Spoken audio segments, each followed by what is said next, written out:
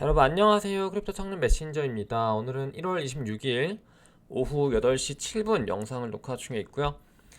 일단 비트코인 같은 경우는 오늘은 조금 좋은 모습, 그나마 좋은 모습을 보여주고 있네요.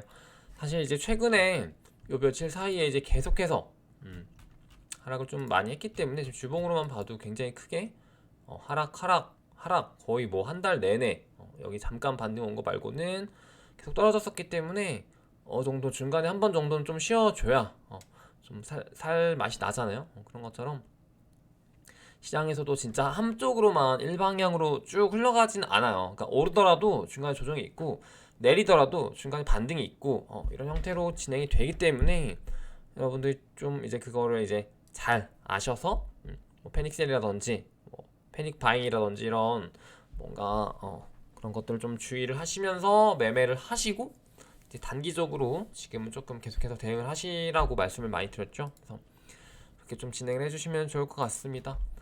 그래서 일단은 뭐 지금 뭐 이 구간 4만 위로 다시 올라오는 반등이 아니면은 아직까지도 조금 힘이 딸리는 모습이고 지금 사실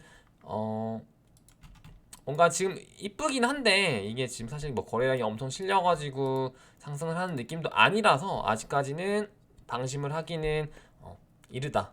뭔가 분위기가 역전됐다. 뭔가 추세 반전이다라고 하기에는 아직 좀 멀었다라고 보시면 될 것 같고요.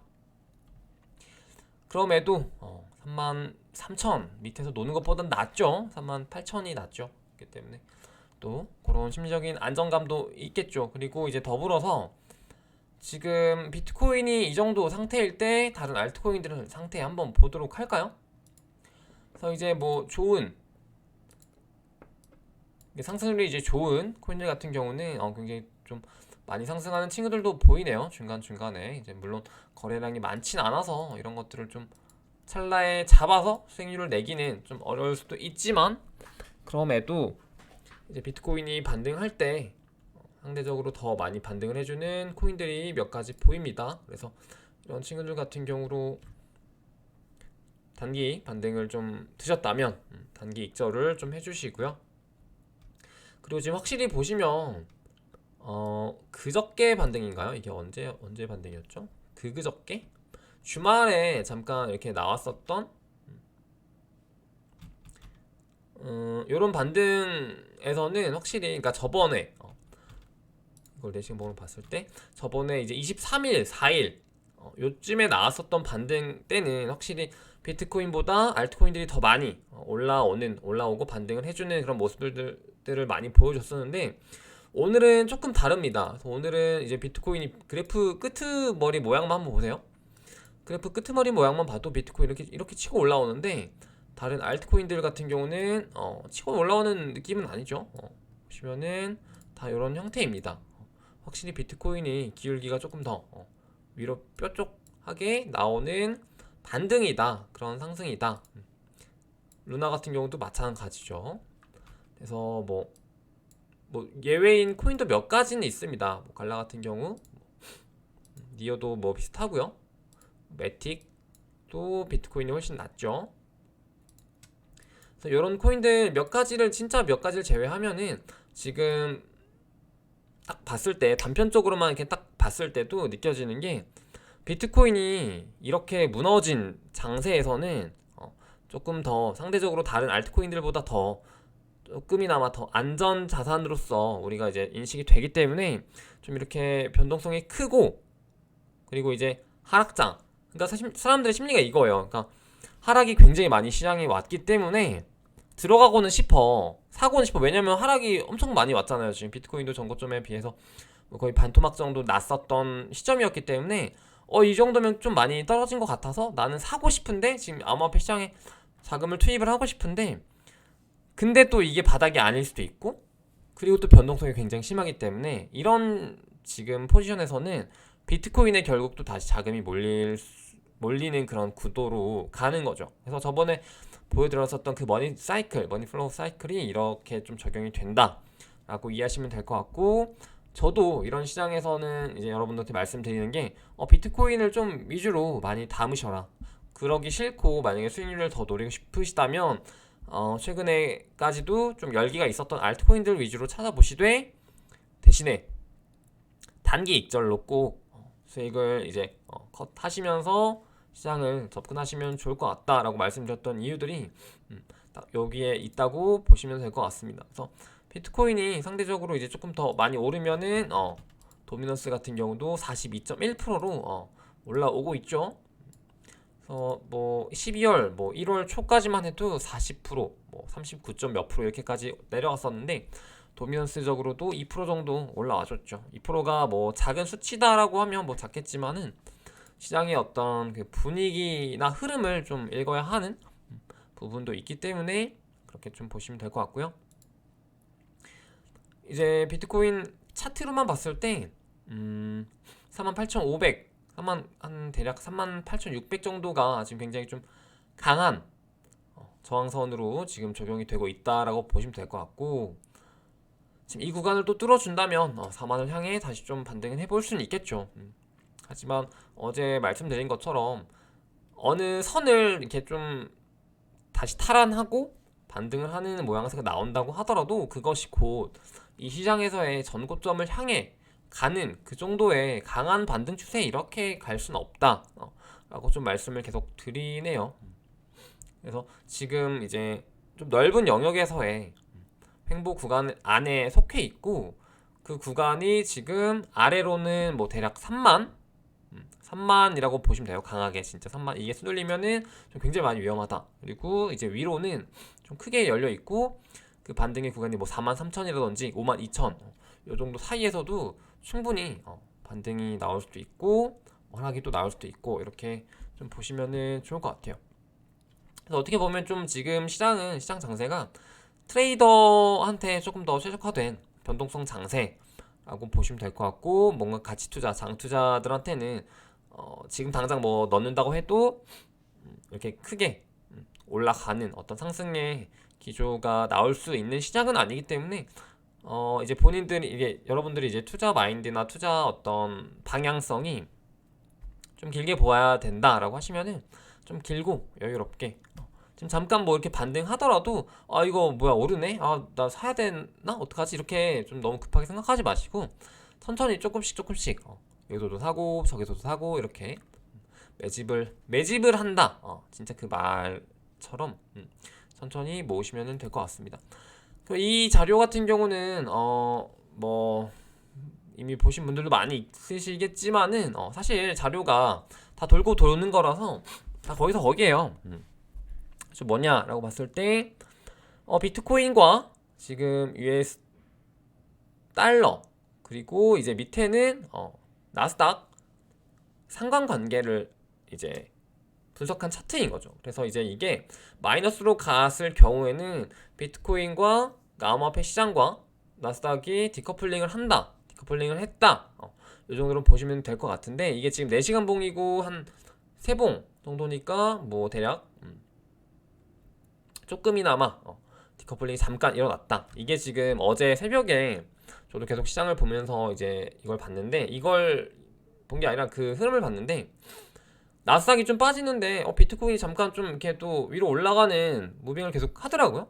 그래서 그게 지금 뭐 이게 굉장히 크게, 그리고 이제 오랫동안 지속된 게 아니라 지금으로서는 큰 의미가 없기는 하지만, 그래도 그럼에도 뭔가 이게 또 시작일 수도 있잖아요. 디커플링이 시작일 수도 있고, 그렇기 때문에 이게 어떤 이유에서 또 이런 것들이 왔냐라고 봤을 때, 이제 지금까지는 양적 완화로 이쪽 시장과 저쪽 시장을 같이 이렇게 들어 올려서 뭔가 커플링의 개념으로 같이 자금이 흐르고 빠져나가고 이렇게 됐었다면, 지금은 이제 양적 완화로 뭔가 움직여지는 시장의 느낌이라기보다는 뭔가 지금 세계 경제라든지 정치 이슈들이 많이 있죠. 뭐 전쟁이라든지 뭐 외환 위기 뭐를 겪는 나라들도 많죠. 외환 위기라든지 그런 리스크들로 인해서 뭔가 비트코인의 좀 수요가 지금 그런 나스닥 쪽 이런 기술 쪽보다는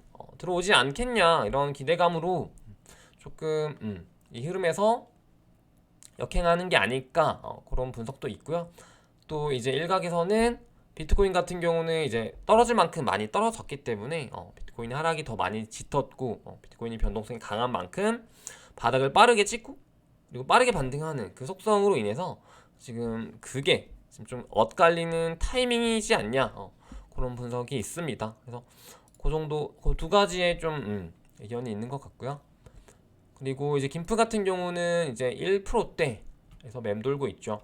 빗썸과 업비트에서도 좀 차이가 납니다. 빗썸 같은 경우는 김프가 조금 더 한 0.2%, 1%, 2%, 3% 정도 더 줄어들어 있는 상태인데요.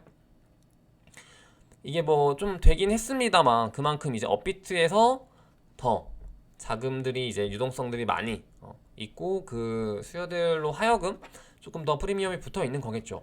그리고 이제 빗썸에서도 이제 이슈가 있는데요. 이제 빗썸 이슈가 여러분들도 뭐 다 아시다시피 트래블 룰이라는 어떤 제재로 법적 제재라고 해야 되나 규제로 인해서 출금이 많이 막힙니다. 개인 지갑도 막히고 바이낸스로의 출금도 막히고요. FTX로의 출금도 막힙니다. 다마가 뭐 어디로 출금을 하는 건지 모르겠네요. 사실상 뭐 빗썸 내에서 혹은 같이 트래블룰을 적용을 하는 코인원이라든지 뭐 국내 거래소 4대 거래소에서만 뭐 거래를 하라는 건지 모르겠는데 이렇게 되면 사실 뭐 의미가 없죠 지금. 왜냐면 지금 글로벌 시장에서 뭐 김프 이런 것들에 대한 고려도 없고 어떤 뭐 상장 관련 이슈에 대해서도 아예 고려나 배려가 없는 그런 거고 거기 사실 막무가내로 막는 거기 때문에 지금 굉장히 좀 불쾌하죠 투자자 입장에서는.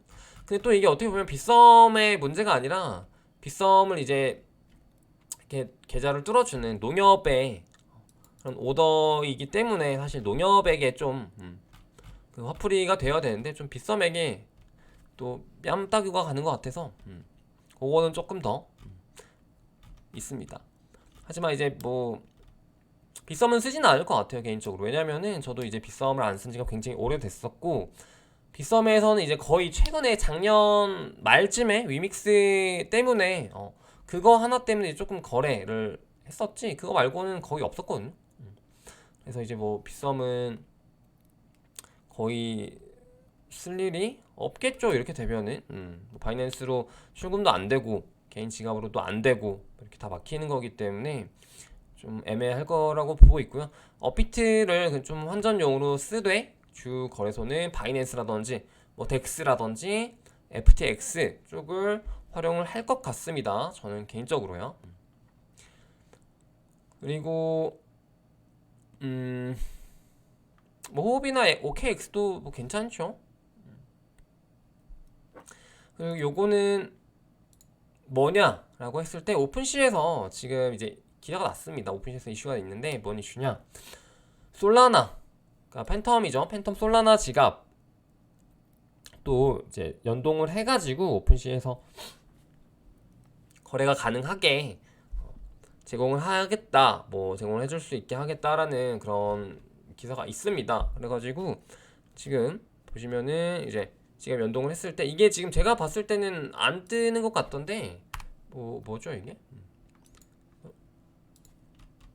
제가 보니까 지금은 안 뜨는 것 같은데 뭐 잠깐 뭐 저긴가 봐요. 그래서 솔라나 지갑 대표적으로 거의 팬텀이죠. 팬텀을 거의 쓰는데 뭐 솔렛 이런 건 잘 안 쓰는 것 같고 팬텀을 저도 쓰니까 팬텀을 통해서 이제 오픈시에 이제 연결이 되고 그 말은 곧 오픈시에서 이제 솔라나 관련 NFT들도 거래가 가능하게 패치가 된다는 거겠죠.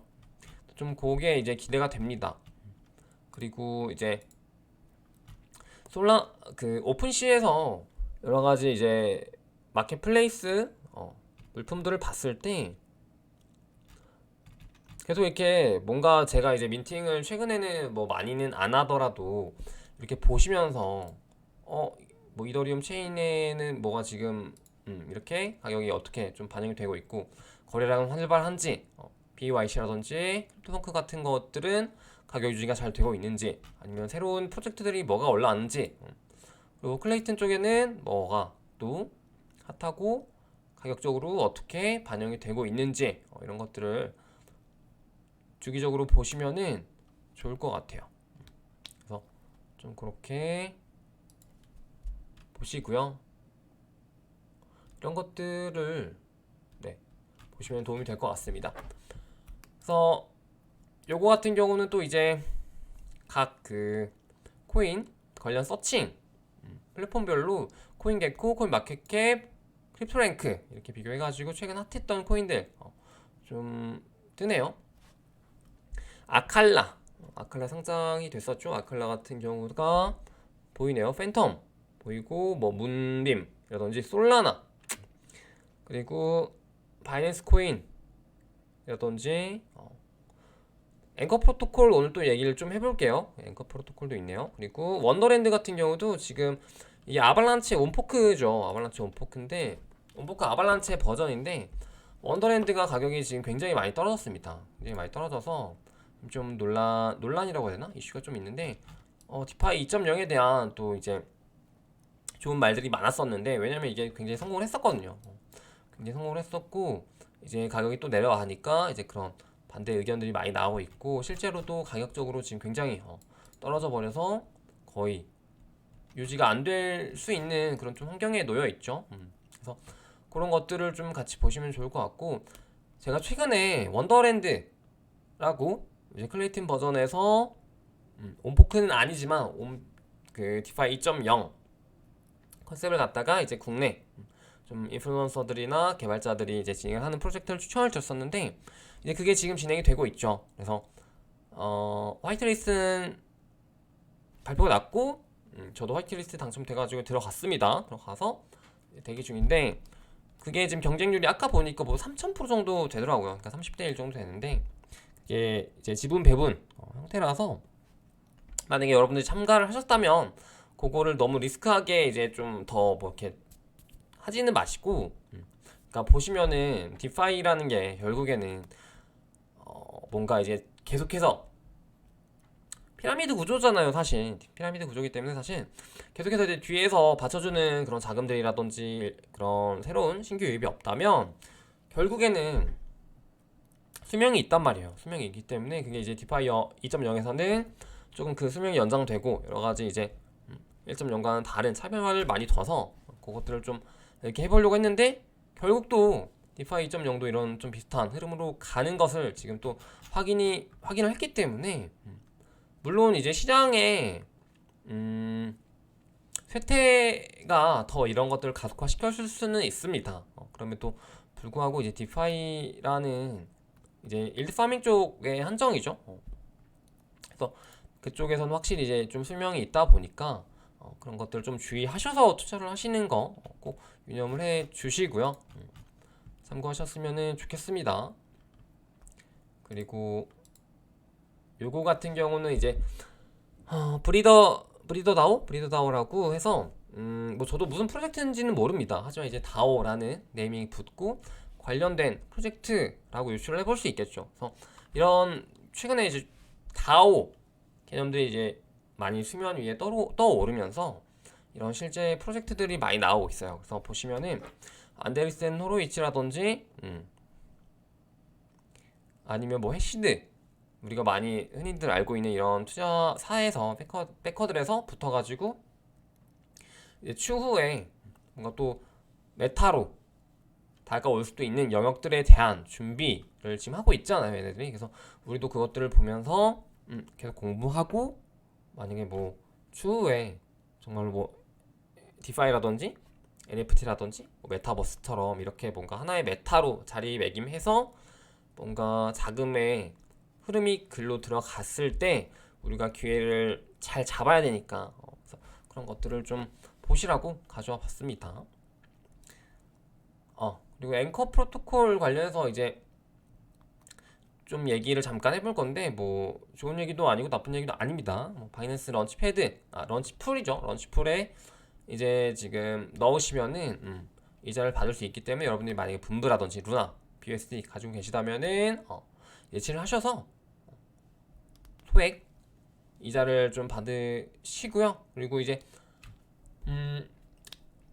앵커 프로토콜 같은 경우는 이미 상장이 되어 있죠. 예전에 작년 상반기였나요? 작년 상반기에 앵커 프로토콜 IWO로 진행을 했었던 프로젝트죠. 그래서 그걸 추진을 했었는데 그때 당시에 오류가 많아서 거의 이제 초기 참가자들이 많이 못 샀었죠. 많이 못 샀었고 뭐 추후에 가격도 뭐 2배, 3배 갔다가 지금 좀 많이 깔아앉아서 지금 이런 코인인데 앵커 프로토콜 같은 랜딩 관련 플랫폼 이런 코인들은 이런 거버넌스 토큰들은 가격 상승이 굉장히 이제 좀 어려운 구조더라고요. 제가 많이 투자해보고 이제 그런 추이들을 많이 보고 나니까 확실히 이제 앵커 프로토콜이라든지 이제 비너스라든지 아니면 뭐 커브다오라든지 또 뭐가 있었죠? 하여튼 이런 식으로 랜딩과 어떤 예치 그리고 대여하고 돈을 대여하고 그리고 이제 어떤 청산 이런 것들이 일어나는 구조적으로 있는 이런 토큰들은 확실히 사실상 이제 상반기에는 이제 그게 아베 그러니까 작년 상반기에 아베 메이커, 컴파운드 이게 세 개가 이더리움 쪽에서 굉장히 큰 활약을 많이 했었죠. 근데 이제 얘네들 같은 경우는 초창기다 보니까 가격 상승이 굉장히 많이 있었음에도 불구하고 이제 이런 후발주자들 같은 경우는 이제 그런 애들의 이제 뭔가 활용도라고 해야 되나? 뭔가 실용 이 코인을 가지고 뭐 할 건데 이게 없다 보니까 좀 가격 상승이 잘 이어지지 않는 경우가 굉장히 많아서 앵커 프로토콜도 이제 초반에는 조금 주목을 하다가 제가 추후에 그러니까 시간이 지나고서는 추천드린 적이 없었죠. 그래서 이런 토큰들의 가격들을 좀 추이를 보면서 형태도 같이 보시면 좋을 것 같고요. 앵커 프로토콜 같은 경우는 이제 여러분들이 이제 넣으신 분들이 좀 많이 있을 거라고 보여지는데 얘네가 지금 APY가 19.5% 정도 되죠. 그것도 이제 복리라고 보시면 되는데 굉장히 이제 단일 예치로 달러가 패깅된 스테이블 코인 중에서 단일 예치로 굉장히 높은 그 TVL도 굉장히 높게 가져가면서 그만큼 안정성이 있으면서도 API가 그렇게 높은 지금 프로토콜은 지금 앵커가 거의 유일하거든요. 그래서 이제 또 인기가 많은 것이고 그만큼 TVL이 계속해서 성장을 하고 있죠. 근데 이제 그게 사실 상식적으로 생각을 해봤을 때 시장이 이제 좋고 뭔가 계속해서 이제 아까 말씀드렸던 이런 뭐 피라미드 구조라고 하긴 좀 애매하지만 뭔가 계속해서 이제 자금들을 더 뒤에서 받쳐주고 또 받쳐주고 또 받쳐주고 이렇게 하려면은 시장이 계속 우상향이 되는데 지금 또 시장이 꺾였잖아요. 꺾였고 루나 자체 가격도 꺾였고 비트코인 가격도 꺾였고 모든 게 이제 좀 꺾이고 있는 시장이기 때문에 그 스테이블 코인으로서 그 어떤 이자율이 영원할 수는 없단 말이에요. 그래서 이제 그런 것들을 이제 계산을 해봤을 때 앵커 프로토콜에서 이제 감당할 수 있는 그 잔고가 있을 거 아닙니까? 이자를 이렇게 줄 수 있는 그 잔고가 2월 중으로 다 동이 난다. 다 없어질 것이다. 그런 의견들이 많이 있었는데 그래서 이제 잠시만요. 어저께죠. 어저께인데 이게 잠시만요. 어저께 이제 도건이 테라 대표죠.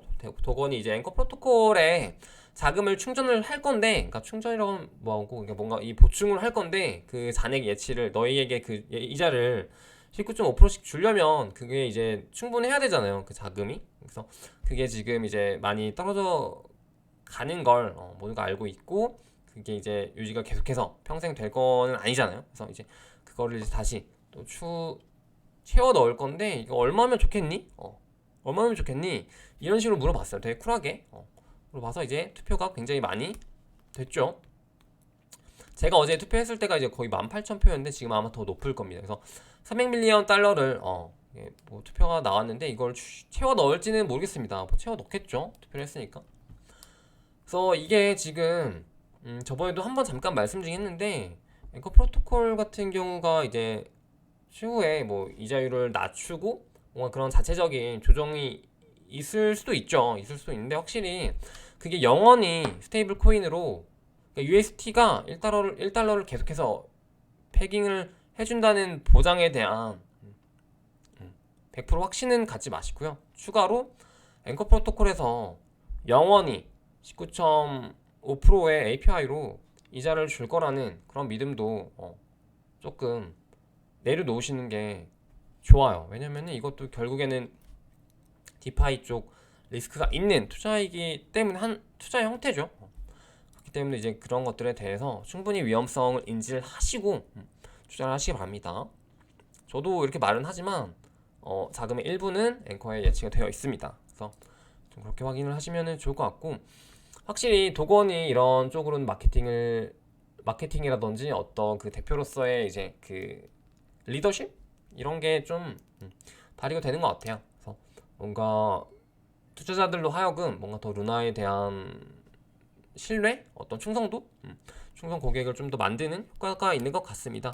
이게 또 대표적으로 비교가 될 수 있는 그런 리더의 형태가 샘 뱅크먼이 있죠. SBF. 그래서 이 친구 같은 경우도 어제네요. 얘네 둘 다 어제 이제 트윗을 했는데 샘 같은 경우는 요즘 좀 바빴나 봐요. 그래가지고 트위터가 별로 없었어요. 그래서 이제 사람들이 아니 솔라나 가격 이렇게 많이 내려가는데 솔라나 지금 자체 결함이 있는데 아니 샘 너 왜 조용해? 너가 언제는 책임져지고 뭐 솔라나 뭐 다 사준다며 가격 뭐 너가 마치 잘 이렇게 올려줄 것처럼 하면서 왜 이제 솔라나 가격 내려가니까 다 입 싹 닫고 있어 이렇게 해외 반응이 되게 많았단 말이에요. 그래서 이제 샘도 이제 그걸 인지를 했겠죠. 그런 것들을 보고 트위터를 올립니다. 그래서 이제 뭐 솔라나 이제 내가 최근에 솔라나에 대한 코미디가 너무 없었다. 근데 이제 나는 이런 생각들을 가지고 있다라고 하면서 솔라나에 대한 혹은 이제 최근 이제 솔라나 어떤 그런 결함 부분이라든지 커뮤니티라든지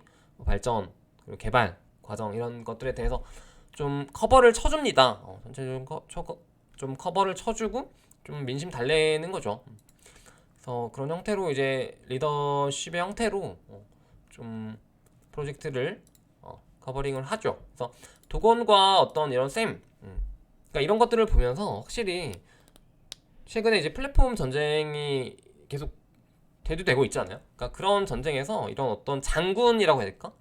이런 장군들의 앞에서 이렇게 리더들이 어떻게 좀 방향성을 잡아가고 어떤 식으로 또 이런 것조차 사실 저는 다 마케팅이라고 보거든요. 그러니까 가격을 어떻게 좀 더 유지하기 위한 뭔가 이런 것들 그런 것들을 어떻게 하는지에 대해 달라서 어떻게 하는지에 달라서 또 투자자들이 이제 믿고 투자할 수 있는지 없는지 이런 것들도 갈리기 때문에 확실히 이런 퍼포먼스들이 굉장히 중요하다. 이런 것들이 있는 프로젝트들이랑 없는 프로젝트들이랑은 또 많이 다르기 때문에 이런 것들조차 여러분들이 투자하는 데 있어서 좀 참고 자료로 보시면은 좋을 것 같아요. 그리고 이제 또 한 가지 생각이 든 게 뭐였냐면은 이걸 좀 보면서 뭐가 들었냐면은 이게 좀 괜한 걱정일 수도 있는데 사실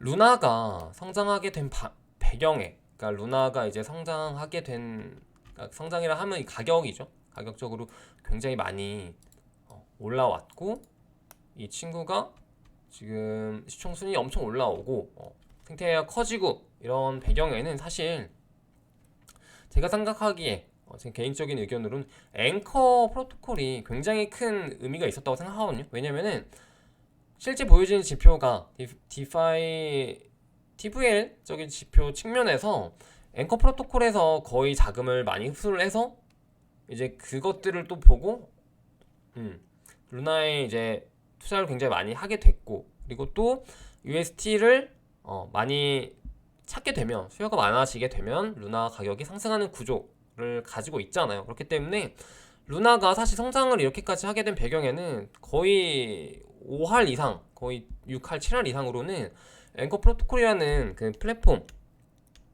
굉장히 큰 일조를 했다고 봅니다. 저는. 근데 이제 이게 왜냐면 또 사실 루나 쪽 뭐 P2E 게임도 지금 뭐 거의 전무하고